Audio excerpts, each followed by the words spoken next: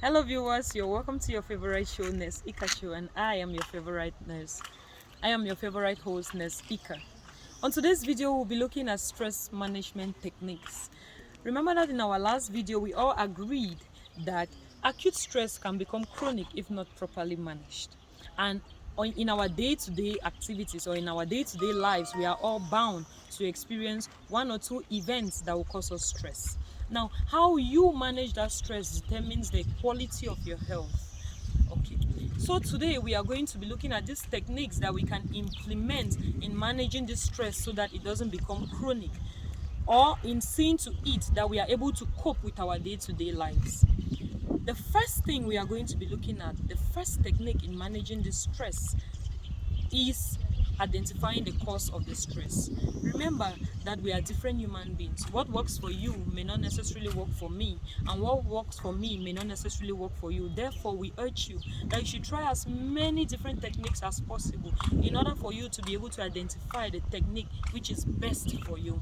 Now, we say the first step in managing our stress is in identifying the cause of the stress. If you're able to identify the cause of the stress, then you're already one step ahead. You're already able to manage this stress. How can you identify the cause of your stress? It needs a period of reflection. You have to sit down, you examine your attitude, you examine your thoughts, you examine your behaviors, because oftentimes than not, we overlook the effects that our emotions have to play, that our feelings have to play in causing us this stress. So if you sit down, you reflect on it, and then you'll be able to pinpoint that this is what is causing my strength and my stress, and from there you'll be able to manage this stress properly. Let's look at the example where you realize that at the end of the month at your workplace, you always have a lot of stress, maybe because you have too many deadlines, too many activities to meet up with the deadlines, and that's causing you a lot of stress. If you can only sit down and reflect on what exactly you are doing to contribute to your stress, if you can sit down, you'll be able to realize, you may realize that probably it could be your procrastination that is causing you this end of month stress.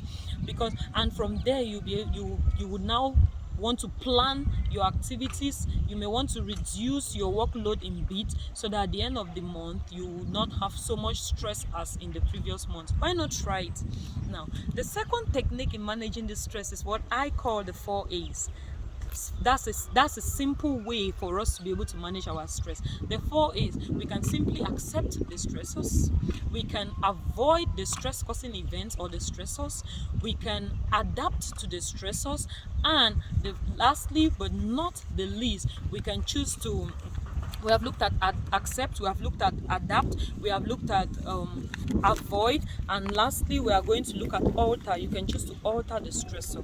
Now, how can we avoid a stress causing event? For some people, just facing crowd or talking in public can cause them a lot of tension, a lot of stress. If you know that you are one of such persons, or you know that speaking in public is a problem, you can always choose to maybe practice. You can practice behind the scenes so that you're more confident and you'll be able to face the stress, the event. Or if you know that maybe going to clubbing, going for dancing causes you stress, you can choose to avoid those events. How about your friends? We all agree that we have some people who stress us, maybe with negative emotions and so on and so forth. You can choose to avoid such persons so that you keep your stress level very low. Now, the second thing we said was that you can choose to accept the stress causing event or the stressor. How can we accept? As humans, we encourage that you should have a positive attitude at all times. You have to be optimistic. You should know that there are things that you cannot change. Be positive irrespective of what the situation is, because sometimes just the negative feeling, not like it's actually happened, but because we have the negative emotion, we'll be stressed out a lot. But if you can only look at the positive side of it, then you'll be able to face it and you'll be able to overcome. Imagine a scenario where you lost someone. That's a bad scenario. Of course, nobody will want to be in that kind of situation. But when it has happened, you should accept the event. You should be able to accept that, okay, dying is part of living. And if you accept that, you realize that you have positive coping mechanisms. Hence, your grieving time will be shorter, and the amount of stress on you is also going to reduce. Then we also look at altering the stressor. Yes, that's another very important aspect of stress management.